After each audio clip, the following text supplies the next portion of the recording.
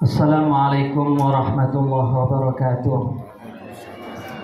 Alhamdulillah wassalatu wassalamu ala Rasulillah Sayyidina wa maulana Muhammad ibn Abdillah wa ala alihi wa sahbihi wa man wala.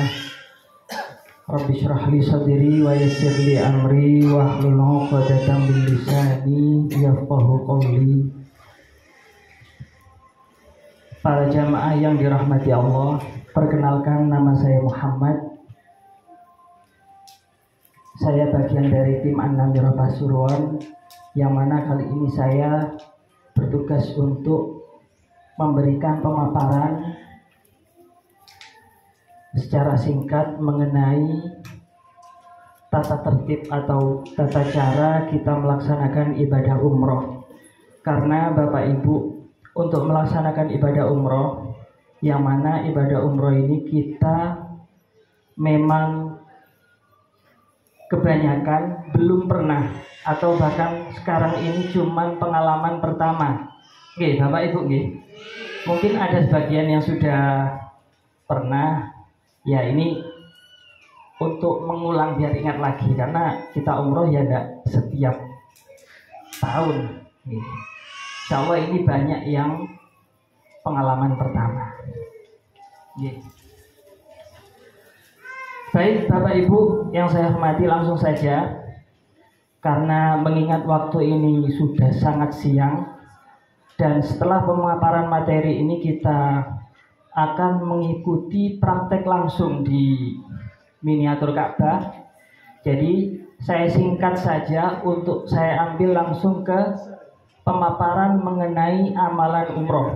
Monggo, langsung dibuka halamannya. Sebetulnya yang depan itu juga penting. Itu berkaitan dengan sholat kita selama di perjalanan, atau cara kita sholat jamaah, sholat kita qashar. Tapi ini mungkin dari panjenengan semua sudah mengerti bagaimana tata caranya, karena ini juga sering dipraktekkan di tanah air. Nah, kalau umroh ini memang khusus di tanah suci.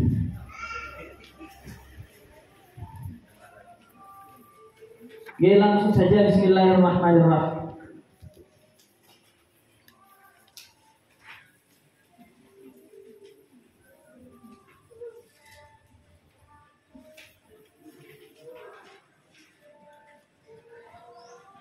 Amalan umroh ada 3 macam, yaitu 1 rukun, 2 wajib, 3 sunnah. Nomor 1 rukun, yaitu sesuatu yang harus kita kerjakan. Apabila ditinggalkan, umroh kita tidak akan sah. Jadi pekerjaan apa saja rukun itu harus lengkap dan harus dikerjakan secara sah. Kurang 1 saja umroh kita tidak sah. Rukun. Nomor 2 wajib, pengertiannya sesuatu yang harus dikerjakan. Apabila ditinggalkan, umrohnya tetap sah. Jadi di umroh itu ada pekerjaan rukun, ada pekerjaan wajib.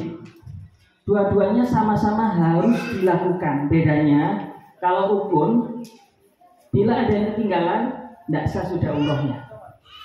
Kalau wajib, tetap sah meskipun tidak dilakukan, tapi ada sanksinya.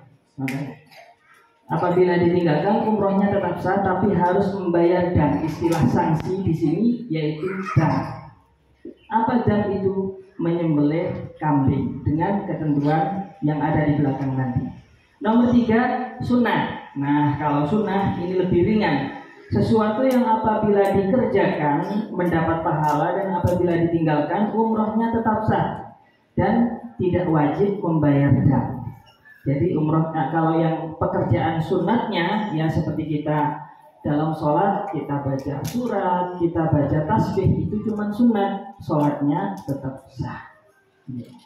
Nah, ini ada perinciannya, yaitu yang pertama mengenai wajib umroh apa saja, ada 2.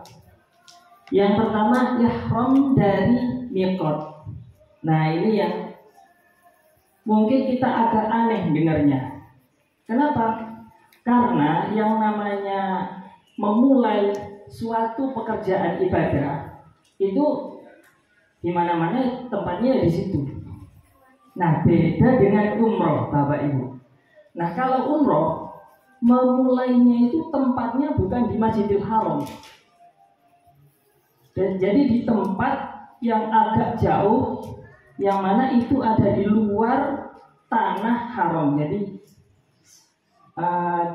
di Makkah, di kota Makkah, itu di situ ada di tengah-tengahnya itu ada tanah haram. Di setiap pintu masuk itu ada batasnya. Ada batasnya. Nah, sebelum kita masuk tanah haram itu tadi, kita harus melakukan ihram. Di sini ada kata-kata mikot, yang dimaksud mikot ya di luar tanah haram itu tadi. Beda Bapak Ibu kalau kita melakukan sholat kita sudah siap di tempat, berdiri di sajadah, kita menghadap kiblat, niatnya ada di takbir. Niatnya ada di takbir. Tapi kalau umroh, niatnya itu justru ada di luar Masjidil Haram, bahkan di luar tanah haram. Nah, jadi gambarannya, kalau misalnya panjenengan umroh ini rutenya dari Surabaya, baik itu transit atau tidak, mendaratnya itu di Jeddah. Nanti dari Jeddah panjenengan rutenya ke Madinah. Nah, baru setelah Madinah panjenengan dalam perjalanan menuju ke Mekah, nanti di tengah jalan panjenengan berhenti untuk melakukan ihram ini. Jadi ihramnya itu di tengah jalan sebelum sampai ke hotel Mekah. Nah, itu ihramnya. Nomor 2, menjauhi larangan ihram. Ini banyak sekali larangan ihram. Jadi hanya 2 ini. Kalau 2 ini, nomor 1 dan nomor 2, kita tinggalkan karena ini kan wajib umroh. Yang 1 atau 2 ini kita tinggalkan, ini umroh kita tetap sah. Akan tetapi konsekuensinya harus bayar dam. Masuk ke yang kedua, saya ke rukun dulu. Rukun umroh itu ada 6. Nomor 1, niat, seperti yang dilakukan di luar tanah haram tadi. Nomor 2, tawaf. Kalau tawaf ini dikerjakannya tempatnya itu ada di Masjidil Haram. Tawaf itu singkatnya mengelilingi Ka'bah sebanyak 7 kali. Nanti kita akan praktekkan langsung di miniaturnya. Nomor 3, setelah tawaf disambung dengan sa'i, yaitu berjalan di antara Bukit Sofa dan Bukit Marwah sebanyak 7 kali. Sofa, Marwah dapat 1, Marwah ke Sofa dapat 2. Terus diawali dari Sofa dan diakhiri di Marwah. Nomor 4, memotong rambut atau tahallul.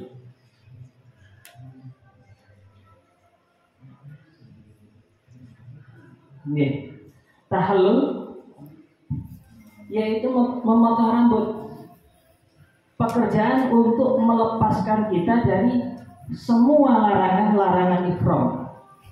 Sebagai gambaran, sebagai contoh, ihram itu seperti halnya kita sedang melakukan sholat.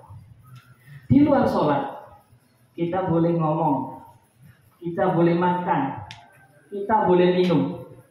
Ketika kita takbir untuk melakukan sholat, makan, minum, bicara, gerak yang berlebihan itu otomatis jadi larangan. Nah, begitu juga dengan kita melakukan ihram. Ihram itu seperti halnya kita takbir ketika sholat. Ketika kita niat ihram, nawaitul umrata wa ahramtu biha lillahi ta'ala, otomatis semua larangan ihram itu berlaku. Apa saja Ustaz? Nanti ada perinciannya di belakang. Nih, jadi tahallul kalau di sholat itu seperti halnya kita melakukan salam.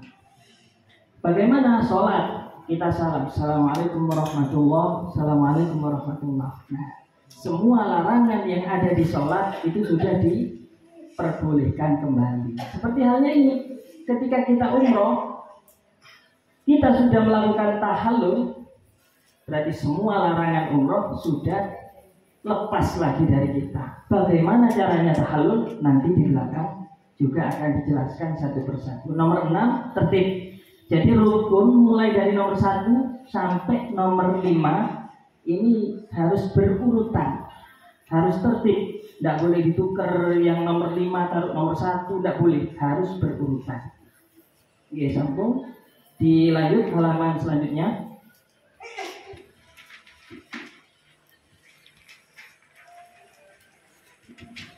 Adapun tata cara ihram ialah terlebih dahulu kita mandi ihram. Nah, ini masuk ke sunatku nggih, sunatnya nggih. Sunatnya yaitu nomor 1 mandi, 2 berpakaian putih, 3 sholat sunnah ihram, 4 memakai wewangian. Memakai wewangian, membaca talbiyah ini.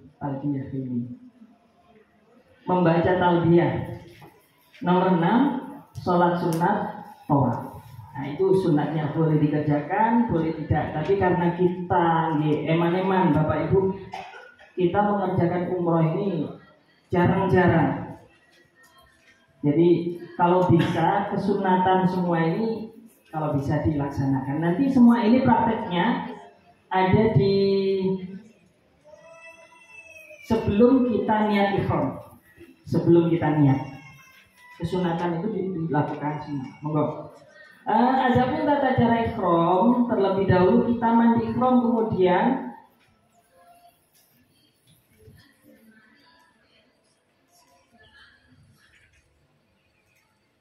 ini kalau tujuan ini dikasih gambaran tujuan sebagai gambaran mawon.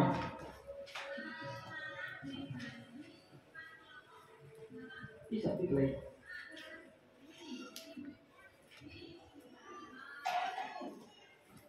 Ini gambaran kita persiapan sebelum melakukan mandi. Ini sunat.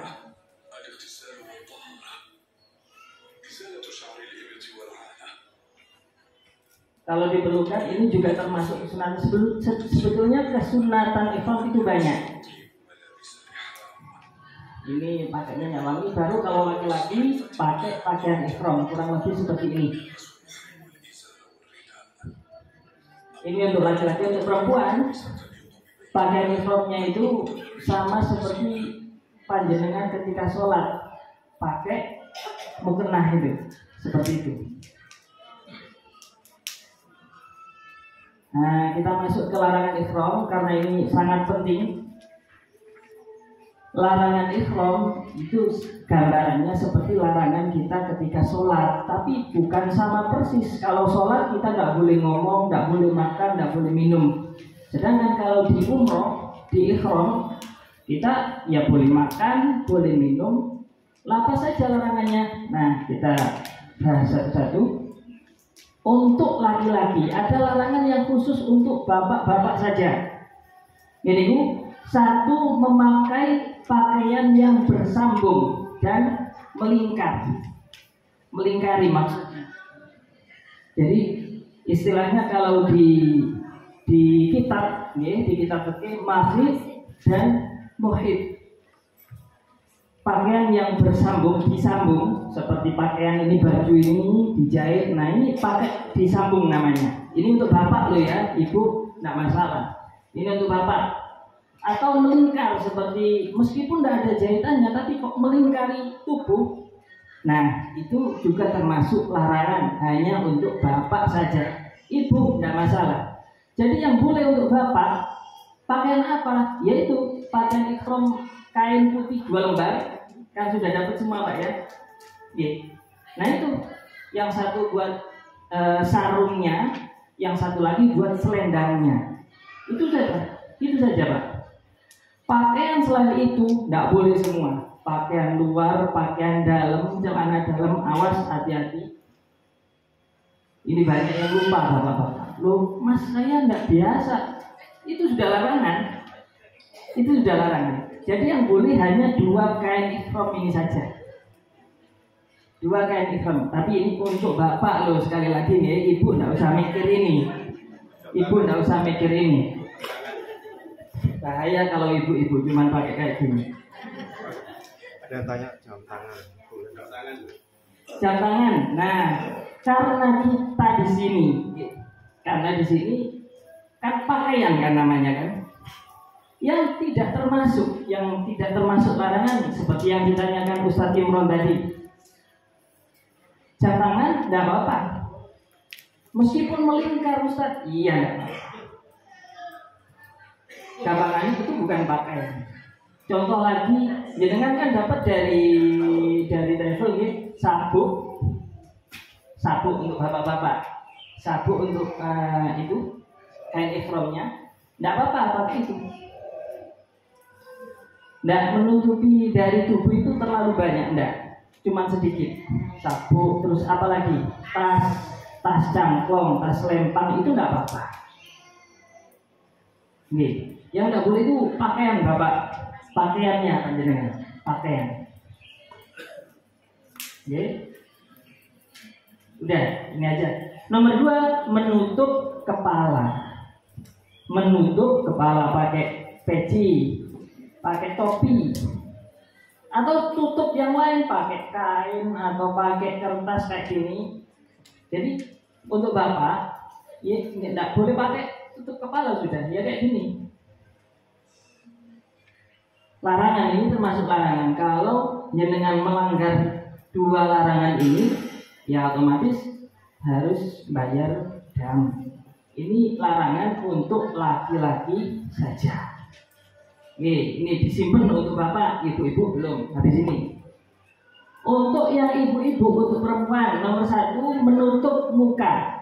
Kalau bapak tadi tidak boleh menutup kepala, kalau ibu tidak boleh menutup muka. Nih seperti jenengan waktu sholat itu bu, itu saja yang tidak boleh. Batasan mukanya mana? Ini. Kalau dari atas, dari tempat tumbuh rambut ini sampai dagu. Kalau kanan kiri ini dari apa? Ini apa ini? Telinga, pentil telinga kanan sampai kiri. Ini seperti panjenengan waktu wudhu itu yang harus dibasuh. Nah itu yang tidak boleh ditutup. Itu untuk ibu menutup muka. Nomor 2, memakai kaos tangan secara penuh. Secara penuh, yang sampai menutup telapak tangan tidak boleh. Kalau yang ditutup atasnya, memang harus. Ketika jenengan pakai mau kena pakai ruko, itu kan yang ditutup ya atasnya, ya bagian telapaknya enggak. Itu memang harus dibuka. Jadi 2 ini larangan untuk ibu, 2 ini larangan untuk bapak. Bisa diingat nggih? Ini materinya ini sambil dibaca biar apa? Nanti enggak lupa. Oke, untuk bapak lagi saya ingatkan, ini kan tidak boleh dengan segala macam tutupan. Meskipun pakai tangan, jenengan tidak boleh. Pakai tangan sendiri, ini jangan, jangan. Pakai payung, nah untuk payung asalkan tidak ditempelkan kepala agak tinggi, ya kayak lumrahnya pakai payung, tidak apa-apa. Kalau sampai nempel itu sudah kehitung tutup kepala, bapak. Tidak boleh kena dam karena melakukan larangan. Nomor 3, larangan baik laki-laki atau perempuan. Nah ini bapak ibu juga sama-sama dilarang ya ini. Nomor 1, menghilangkan rambut dengan cara apapun. Kalau dilanjutkan seperti itu, dengan cara apapun, ditarik nggak boleh, dipotong nggak boleh, apalagi disilet, dicukur, atau misalnya pakai cara yang ekstrim dibakar, sama. Pokoknya segala macam menghilangkan rambut ini larangan ketika jenengan ihram. Nomor 2, memakai wewangian. Mungkin ini langsung ada yang tanya, tadi katanya sunat. Lah kok ini larangan? Saya jelaskan.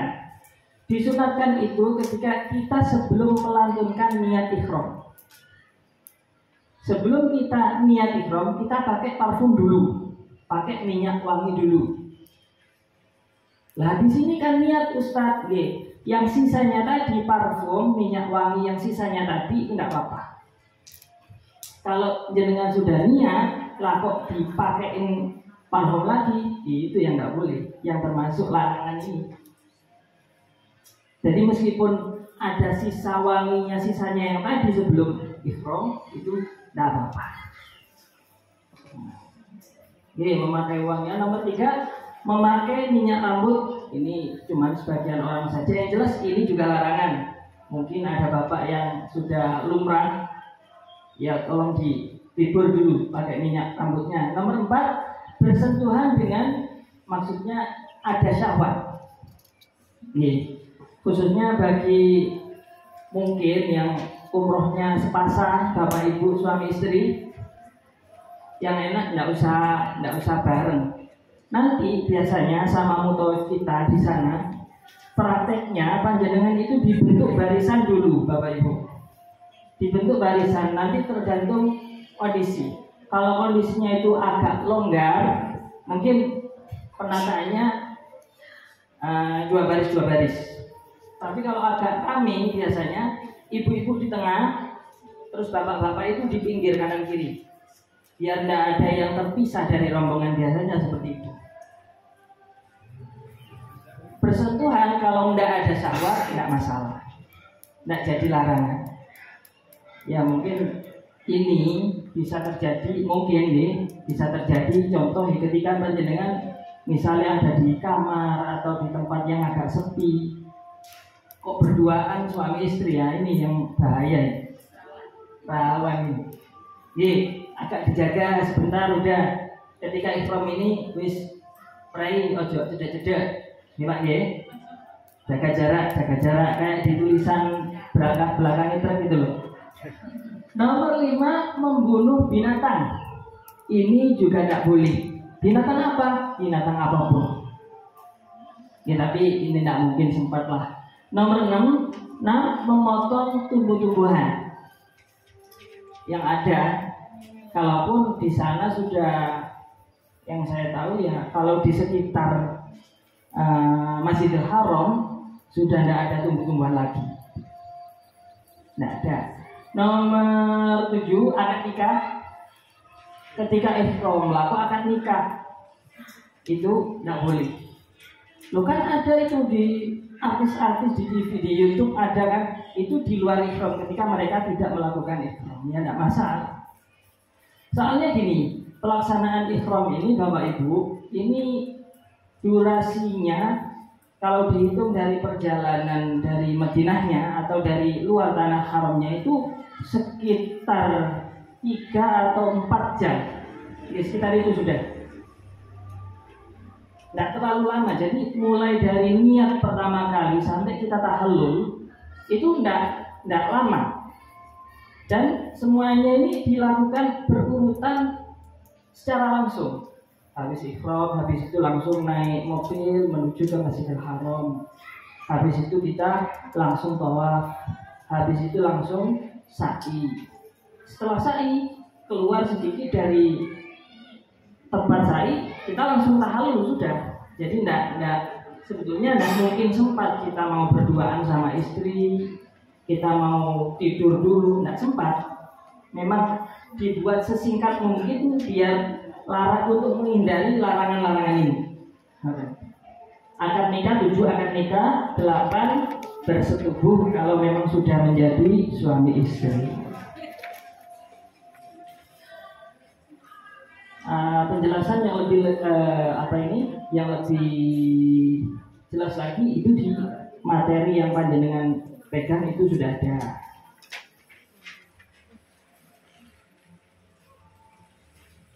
Halaman selanjutnya ini ada tabel dam, memang tidak saya tampilkan di sini, bisa dibaca sendiri. Itu tabelnya. Jadi Ketika jenengan melakukan larangan satu rambut atau kuku, nah ini larangannya kalau cuma satu mut. Satu mut itu berapa? 6,25 kilogram ini maksudnya ya. 6 kilo lebih 6 on ya, 6 on lebih 25. Oke. Satu mut makanan. Kalau 2 rambut atau dua kuku berarti 2 mut. Selebihnya kalau misalnya 3 helai rambut sudah bukan makanan lagi damnya. Bukan makanan lagi sanksinya, tapi sudah harus menyembelih kambing, Pak. Jadi kambing di sana itu mahal. Kalau di sini mungkin ya sekitar berapa ya? 2 juta, 3 juta tergantung ukuran. Ini lumayan. Jadi larangan ini harus dengan pahami betul. Nanti di rumah bisa dibaca lagi. Ini larangan-larangan ihram ini karena khawatir dan bisa merepotkan tentunya ini kalau larangan ini sampai kita lakukan. Jadi tabirnya ini bisa dibaca sendiri. Bahkan yang paling bawah ini larangan yang nomor 8 ini, kalau misalnya sampai terjadi itu damnya 1 ekor unta. Nih, 1 ekor unta. Bayangkan berapa harga unta ini. Wah, laungan yang punya ini aja mau beli 1 nggak kesampaian. Yang punya kebun kurma ini mau beli unta nggak kesampaian.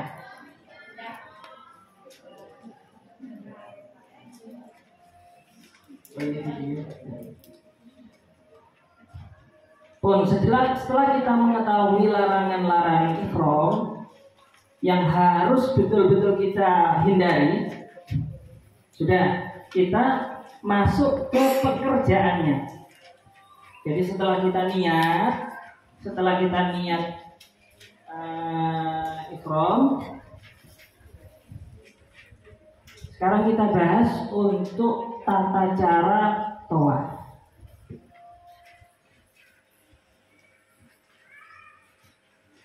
Syarat tawaf yaitu 1, menutup aurat seperti dalam sholat. Banyak miripnya tawaf ini, banyak miripnya dengan tawaf. Di antaranya ini, harus menutup aurat. Kalau bapak ya auratnya mulai pusar sampai lutut, baina surah warubah. Itu yang wajib ditutup kalau bapak. Kalau ibu ya seperti jenengan waktu pakai mukena ini. Terus nomor 2, niat. Nggih, ada niatnya. Tawaf itu nopo? Sekolah niat tawaf umroh. Biar enak.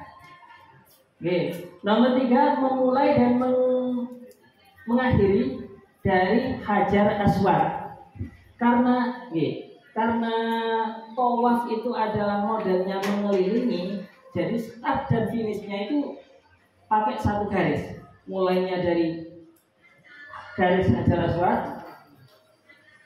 Ketika kita sampai situ lagi, otomatis kita dapat 1 hitungan dan langsung nyambung ke putaran kedua. Repot kalau tidak ada prakteknya. Nanti kalau praktek insya Allah lebih mudah dipaham. Nomor 4, kita berada di sebelah kanan Ka'bah. Jadi Ka'bah itu berarti Ka'bah ada di sebelah kiri kita. Ngoten. Bukannya Ka'bah ada di kanan bang, tapi Ka'bah ada di kiri kita, lurus dengan pundak kiri kita. Nomor 5, harus dilakukan dengan 7 putaran secara yakin. Kalau ini karena kita itu sifatnya secara rombongan, jadi nanti ada guide, ada pemandu ibadah kita yang sebutannya di sana adalah mutawif. Mutawif yang akan memandu kita termasuk pelaksanaan tawaf ini. Yaitu ada doa-doanya. Nanti mutawif yang mimpin. Kita cuman ngikutin saja apa yang dibaca mutawif dan sekaligus mutawif yang menghitung putaran kita. Jadi ini otomatis sudah terlewati. Jadi kita tidak usah capek-capek ngitung, tinggal ngikutin saja. Pokoknya 7 putaran secara yakin. Kalau ada satu yang tidak yakin, berarti kita harus nambah satu lagi biar yakin. Nomor 6, di luar Ka'bah. Tawaf harus dilakukan di luar Ka'bah. Tidak boleh di dalam. Mana dalam Ka'bah, mana luar Ka'bah, nanti saya gambarkan di miniatur Ka'bah. Nomor 7, suci dari najis. Semua badan kita dan pakaian kita atau barang bawaan kita harus suci dari najis. Ini seperti kita sholat. Menutup aurat, suci dari najis. Nomor 8, suci dari hadas. Harus suci dari hadas kecil maupun hadas besar. Tidak boleh junub atau tidak boleh haid, tidak boleh nifas, dan harus punya wudu. Mengenai wudu itu ada penjelasannya di yang awal, materi yang awal.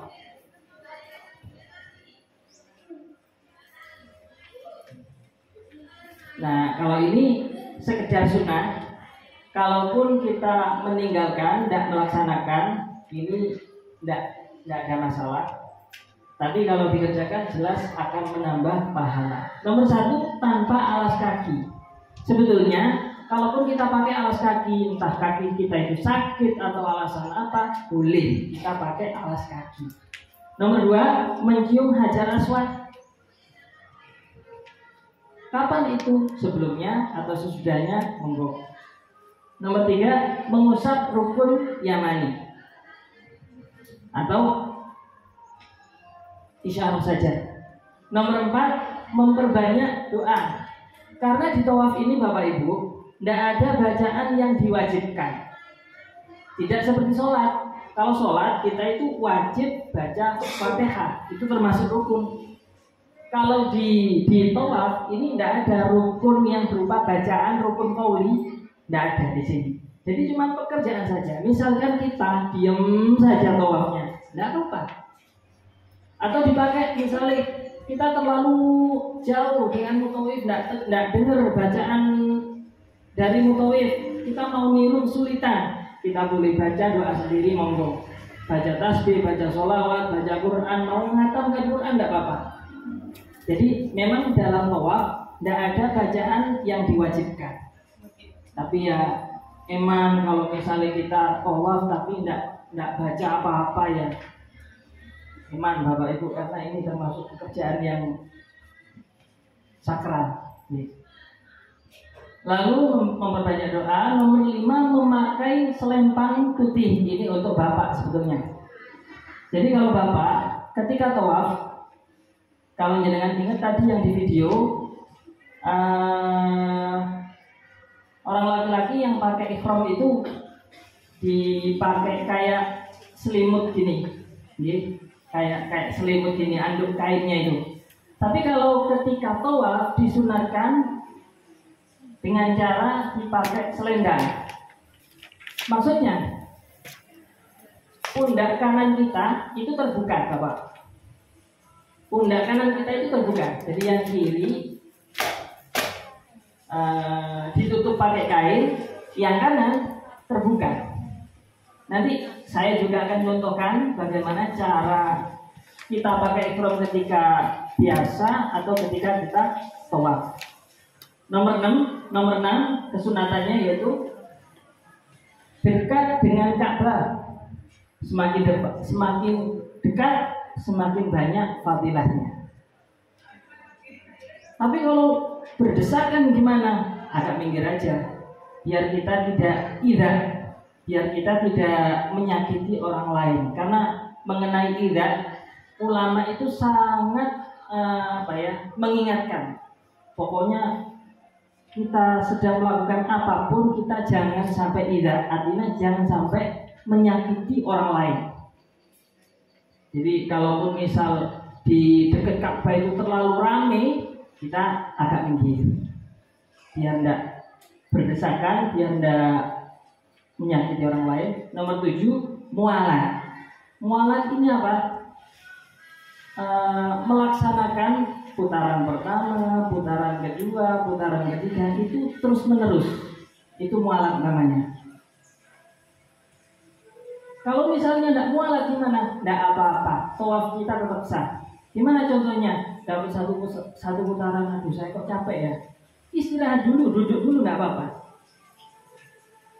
Nanti kalau udah mendingan, baru bisa lanjut tawaf lagi. Itu nggak apa-apa sebetulnya. Jadi mualat ini bukan udah harus terus menerus, enggak. Ini cuma sunat. Mualat ini hanya sunat. Ini contoh kita ini gambarannya tawaf di sana. Nah ini kita berjalan masuk menuju ke tempat tawaf.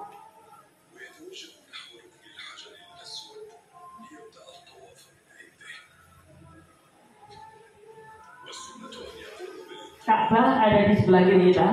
Nah pundak kanan itu dibuka. Ini sunat. Maksudnya laki-laki memakai selendang seperti ini. Jadi pundak kita itu terbuka. Ini sunat. Yang kanan yang terbuka. Dimulai dari lurusnya Hajar Aswad.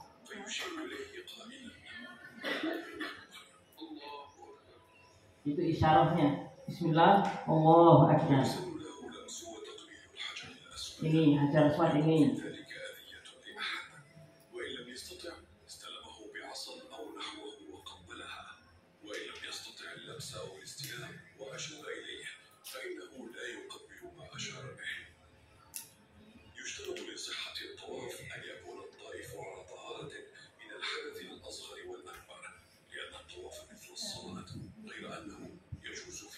Ini ada namanya Maqam Ibrahim. Nah ini garisnya Bapak Ibu.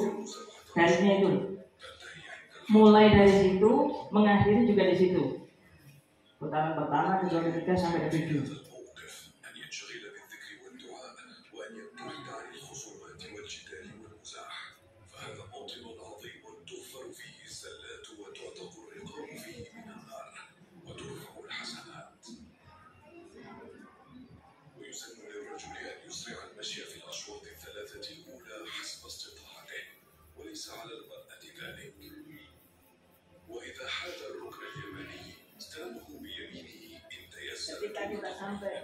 Ketika kita sampai, ini namanya rukun Yamani. Rukun Yamani itu, rukun itu adalah tiang Bapak Ibu. Kalau di Ka'bah karena segi 4, jadi tiangnya ada 4. Setiap pojok itu adalah rukun. Setiap pojok itu adalah tiang. Itu tiang Hajar Aswad, yang sebelum Hajar Aswad rukun Yamani atau tiang yang lurus ke negara Yaman. Nah, ini termasuk kesunatan, yaitu sholat sunat setelah melakukan tawaf. Bacaan suratnya Qul ya ayyuhal kafirun rakaat pertama, kedua Qul huwallahu ahad. Nanti ini juga akan dibimbing. Nanti akan dituntun oleh mutawif nanti. Sa'i. Sunatnya tadi belum ya? Sudah. Oke. Sa'i.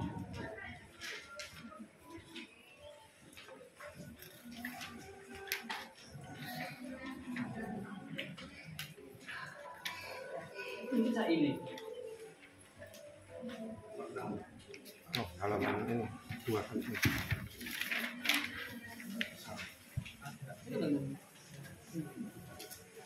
Oh gitu.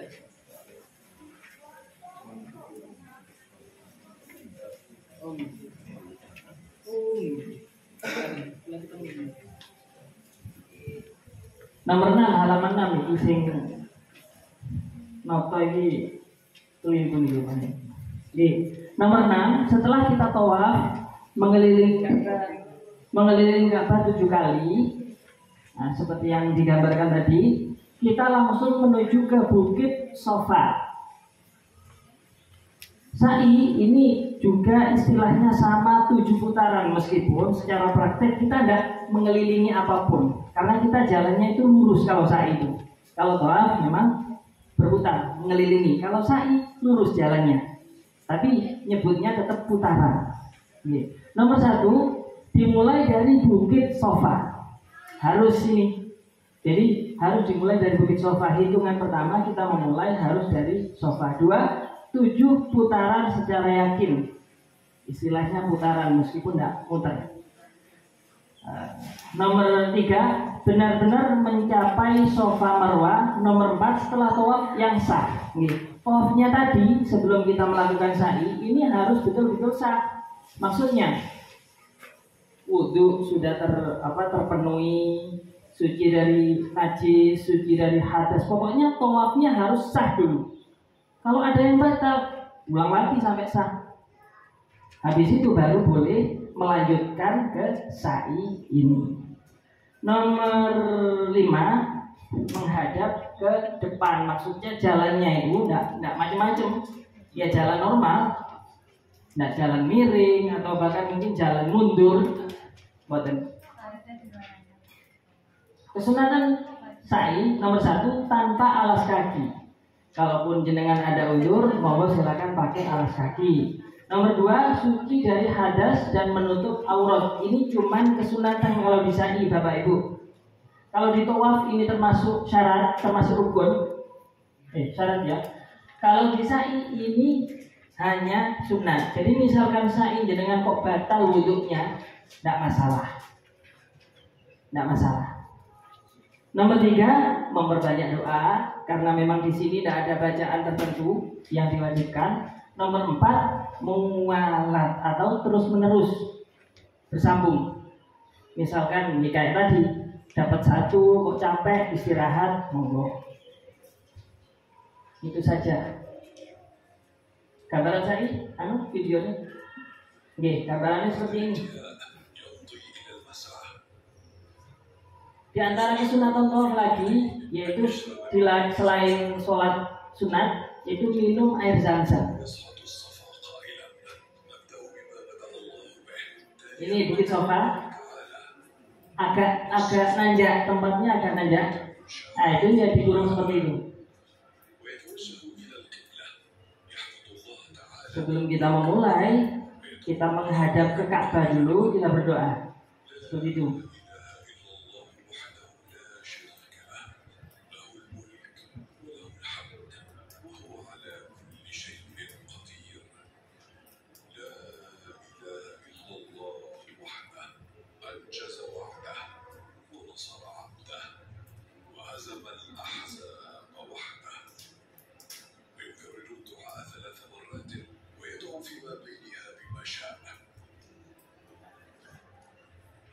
Ini sebelum kita memulai. Nah, setelah kita berdoa, kita dipimpin oleh mudhawif, kita baru jalan. Turun dari Bukit Sofa, berjalan menuju ke Bukit Marwah. Ketika sampai di Marwah, kita berdoa lagi. Atau doa sambil jalan juga tidak apa-apa.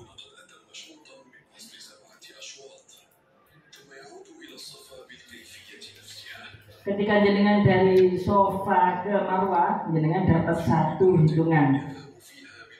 Nah ini dari Sofa 1 hitungan, dari Marwah 1 hitungan. Jadi agak cepat. Karena ada loh Bapak Ibu yang hitungnya itu keliru. Hitungnya dari Sofa sampai ke Sofa lagi dihitung 1. Ya capek. Capek. Jadi betul. Dari Sofa ke Marwah dapat 1, dari Marwah ke Sofa dapat 1 lagi. Nah, setelah tawaf sudah 7 putaran, sa'i sudah 7 putaran, yang terakhir yaitu tahallul. Bagaimana caranya tahallul? Tahallul ialah melepaskan diri dari hal-hal yang diharamkan sebab ihram. Untuk melepaskan kita dari larangan ihram, yaitu dengan caranya mencukur atau memotong rambut kepala minimal 3 helai rambut. bisa dilakukan sendiri monggo, minta bantuan temannya juga nggak apa-apa. Tadi katanya nggak boleh, kan ada yang bilang gitu. Tadi katanya nggak boleh menghilangkan rambut dengan cara apapun, dia betul. Lah terus ini tahallul boleh dilakukan sendiri karena ini sudah sampai waktunya.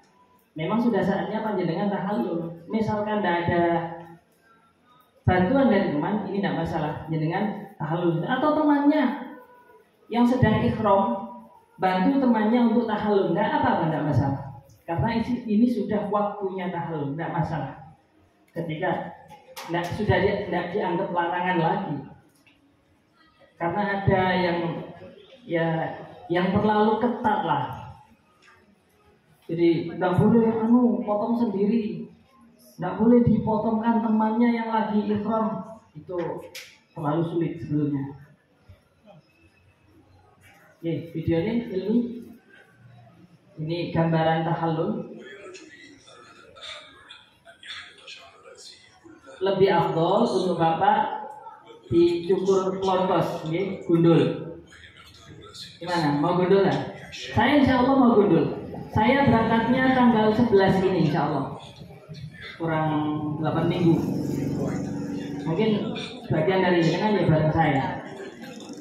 Jadi untuk Bapak, untuk laki-laki, sunnahnya apa dari ini? Ini sih. Oke, untuk Bapak sunatnya gundul. Loh, kalau umroh pertama sudah gundul, nanti umroh keduanya di mana? Mau tahallul. Nah, tidak masalah. Kalaupun jenengan tidak punya rambut, itu bisa imror istilahnya. Menjalankan pisau cukur di kepala, seperti kayak orang nyukur itu itu sudah tahallulnya jenengan. Karena ya repot, nggak usah cari rambut yang lain, Pak. Ya, untuk tahallul nggak usah cari rambut yang lain, bahaya.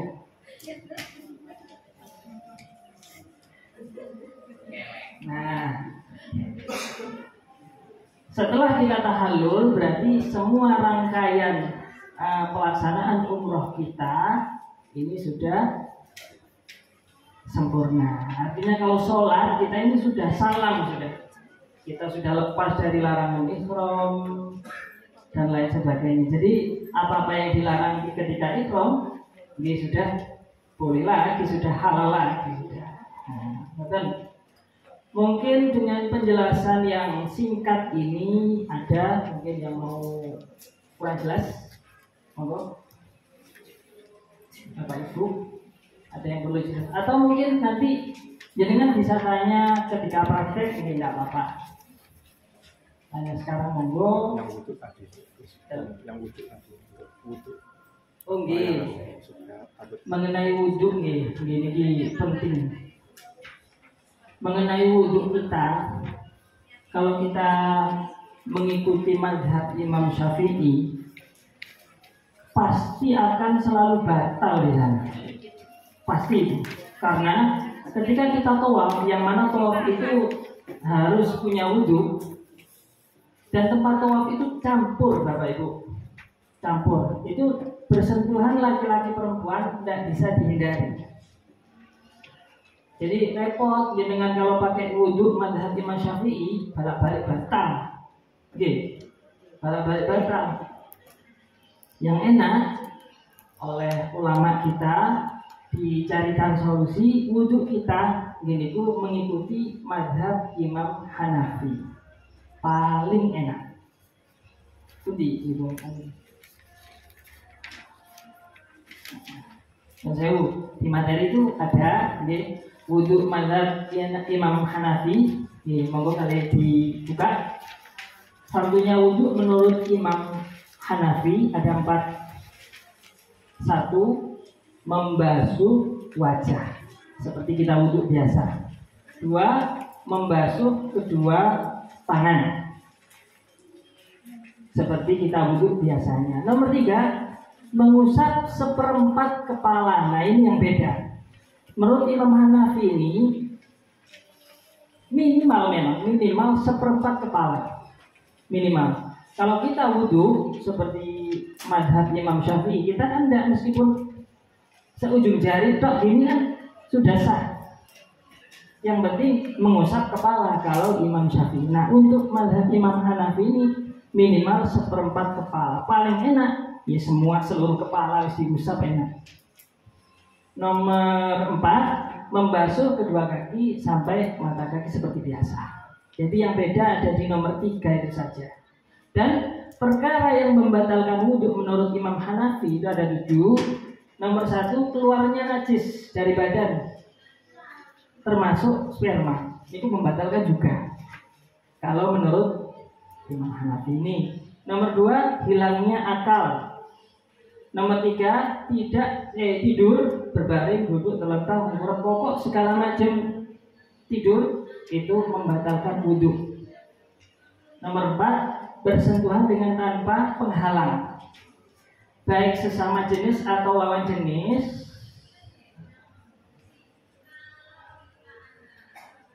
Bersentuhan dengan tanpa penghalang baik sesama jenis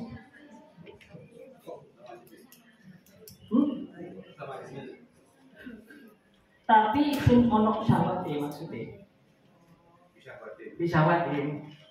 Kalau syahwat menyentuh siapapun, kalau ada syahwat itu batal, kurang. Ini nomor 5, tertawa keras ketika jenengan sholat. Maksudnya jika sholat kok ada sesuatu yang lucu, jangan kok tertawanya sampai keras.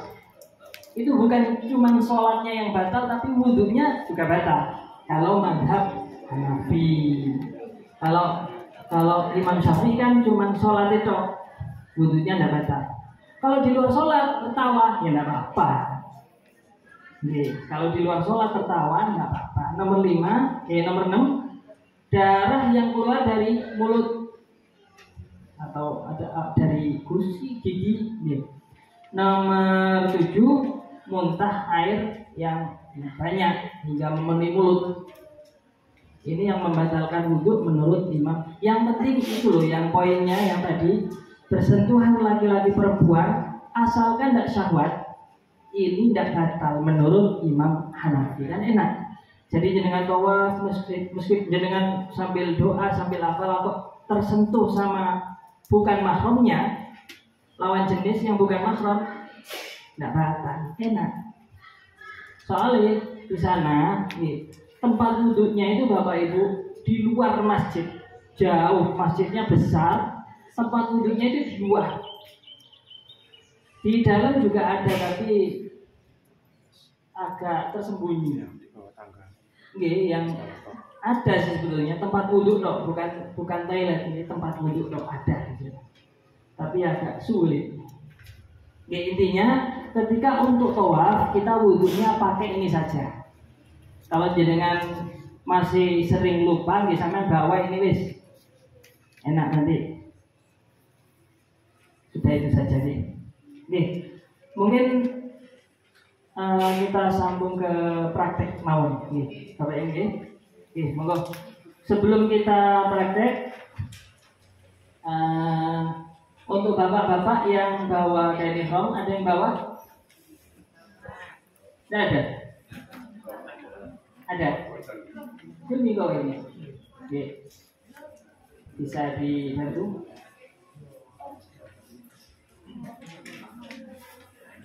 Saya contohkan dulu untuk Bapak cara pakai ihram, cara pakai kain ihram.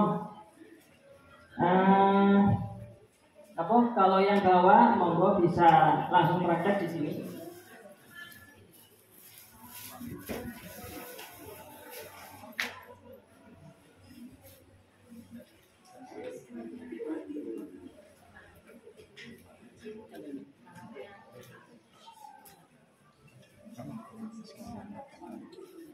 Ada yang mau maju, bapak-bapak? Monggo sini, monggo Pak, nggak usah malu. Monggo Bapak, jejer saya sini. Bapak ini namanya? Jadi berangkat tanggal berapa? Oh, bareng saya ini. Paket berapa?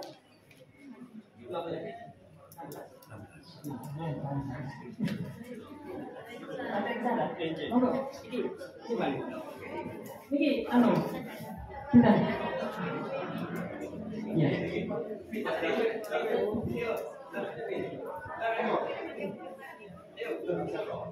Gawa sama Pak. Gawa lagi. Nah, asal.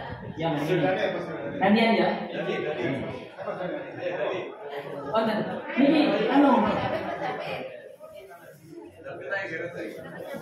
Pak, anu.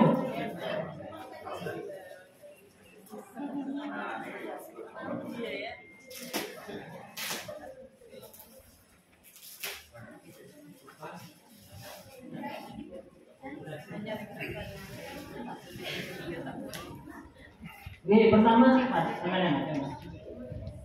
Apa sih ngomongnya? Niki caranya, monggo, kalian ditiru langsung. Pertama yang ini dibuka lebar dulu. Sama. Sama. Monggo. Ditaruh belakang. Ada ke sini. Ditaruh belakang. Monggo langsung, Mas. Monggo. Abah Sumar. Ada ke sini. Berikan. Sebelah kanan, Mas David, sebelah kanan. Oke. Monggo yang lain disaksikan nggih. Nah, dari belakang dulu, terus yang kanan dilipat ke kiri. Tapi yang kiri ini agak lebih, nggak usah diluruskan nih, agak lebih dikit kayak gini. Ada lebihnya, kasih lebih kayak gini. Kasih lebih. Ini cukup. Sini dan Bapak, saya yang ini kasih lebih, Pak. Nah.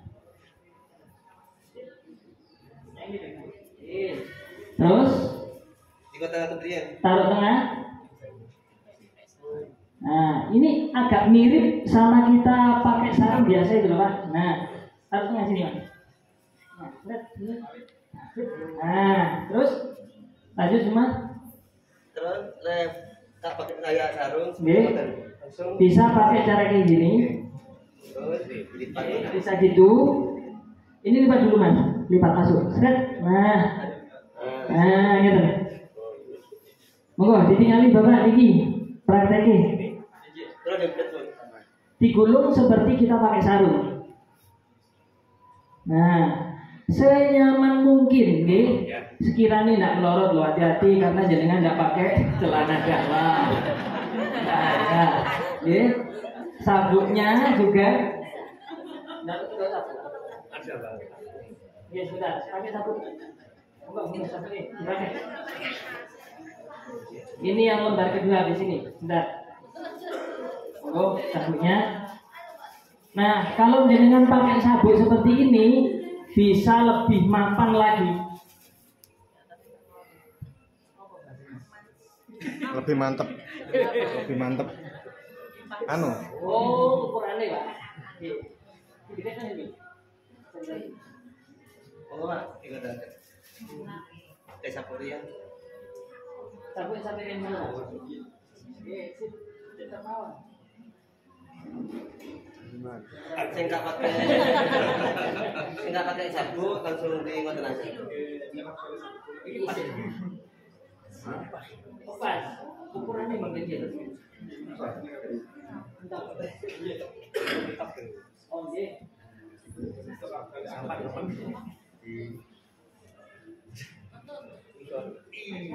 Teman-teman, makin makmur. Monggo dilanjut datang lembar kedua, kayak ihram yang kedua, pakai selimut, kita pakai selimut dari belakang nih.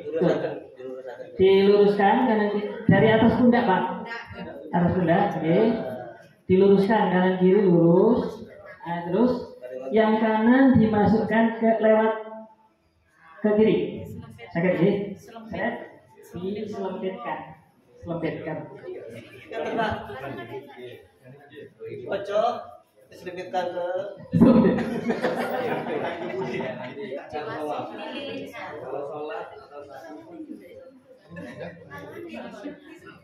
tangannya lewat bawah. Nah, tangan lewat bawah ini kan. Diulang mat. Oke. Pertama, yang kanan dulu masuk ke kiri. Seret. tapi tangannya lewat bawah. Tangannya ini ya. Dimasukkan dulu Pak, diselipkan. Oh mantul Pak. Oh mari. Nggih. Baru niki yang oh mantul Pak. Mantul sing kiri. Sing kiri Pak. Yang kiri sama juga diselipkan ke kanan. Tangannya keluar lewat bawah. Monggo Pak Benny dibantu. Nah, senyaman mungkin sekiranya eco sama pakainya nggih. Bisa keluar lewat bawah. Nggih. Biar sampean enak. Ngeten. Nggih. Ya.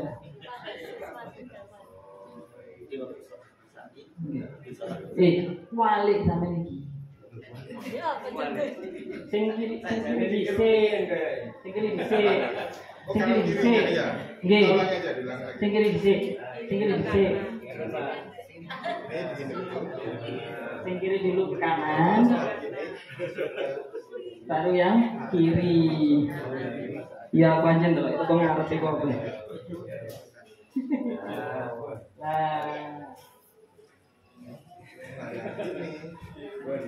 Kenapa kita kok merekomendasikan pakai cara kayak gini? Biar nanti ketika jenengan mau tawaf, jenengan mau buka pundak yang sebelah kanan itu gampang. Contoh. Nah, tinggal keluar gitu dok. Nggak pakai ngelepas yang diselipkan itu tadi. Kalau mau musuh lagi, tinggal masuk tangannya. Ngaten. Jadi enak kalau diselipkan kayak gini, itu lebih enak buat jenengan. Dan lebih apa ya? Lebih rapat kalau gini. Misalnya pakai cara gini jenengan, juga enggak apa-apa. Gini dok, enggak apa-apa. Tapi ya nanti mungkin ketika sholat apa lepas apa gimana kan enggak enak. Kalau mau apa? Tawaf jenengan gini kan dok, ya enggak apa-apa juga. Nggak apa-apa juga, tapi ya sering lepas kalau kayak gini, sering lepas. Jadi bedanya itu kalau di kondisi biasa jenengan pakai ya kayak pakai selimut gini, ketika tawaf pundak kanan ini dibuka. Paham nggih bapak-bapak nggih? Ibu-ibu enggak usah pakaiannya pancet. Sabun? Paham tak nggih? Paham. Kan nyoba dah. Sekali lagi ganti orang lain. Sekali lagi, Mas. Mau pinjam, mau praktek juga. Yang lain monggo, mau nyoba? Masih kecil lagi.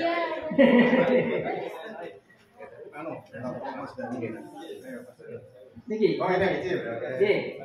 Mas, dibantu Pak Benny. Ampun, matur suwun.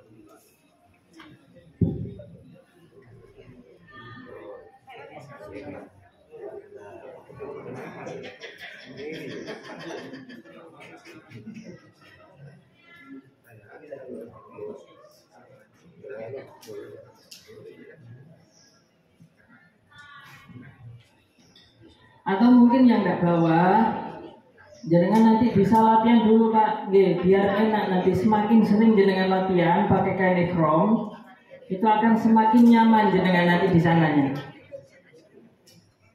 Atau mungkin jenengan kalau nggak pakai sabuk yang dari travel, monggo silakan jenengan mungkin pakai sabuk yang apa kayak gini, monggo, nggak apa-apa. Jenengan pakai sebagai gantinya sabuk kayak gini, tas pinggang buat naruh HP. Soalnya kalau yang itu ya nggak muat HP-nya. Kalau pakai tas pinggang gini, saya biasanya pakai ini, nggak pakai yang sabuk dari travel itu.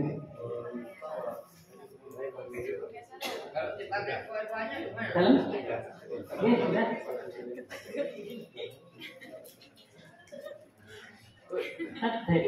Ya.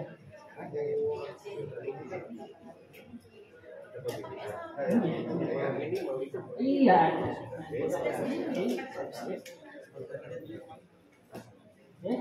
Apa?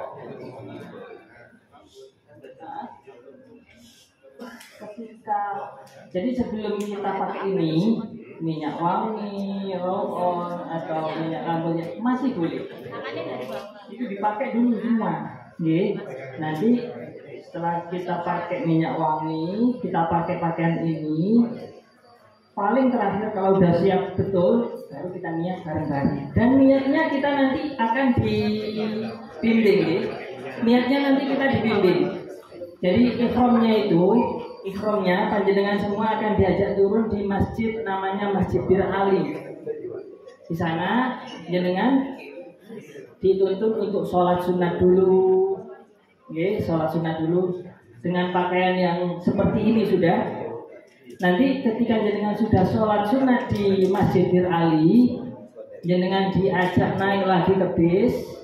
Nanti ketika di bis, jenengan akan dibimbing untuk membaca lafaz niat. Jadi jenengan tidak usah niat sendiri di masjid, ngoten pun. Enakan niat bareng-bareng di bis saja, ngoten. Wah, ganteng ini Mas ini. Aman ya? Gitu besar. Tidak apa-apa udah. Oh cuma sebentar kok, pakai kain ikhram itu sebentar. Jelas bapak-bapak? Udah panas sih kira.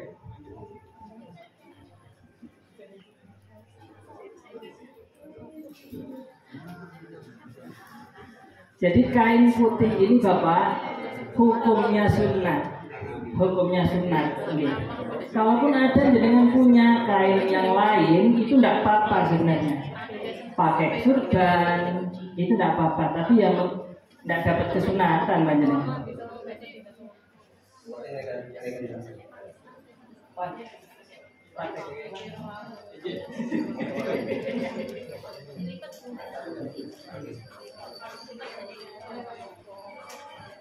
Nanti di sana jenengan untuk umrohnya ini, untuk pelaksanaan umrohnya ini, insya Allah akan difasilitasi oleh travel, tapi hanya beberapa saja.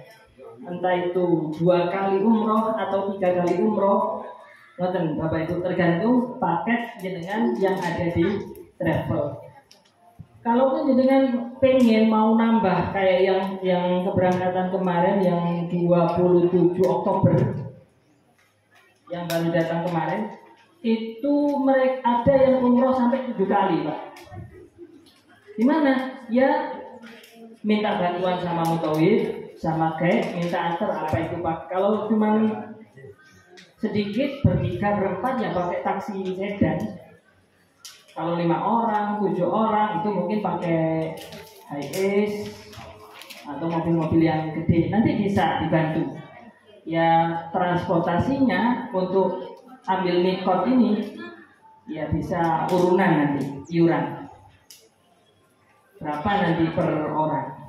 Jadi yang dari travel itu semuanya transportasinya sudah termasuk paket.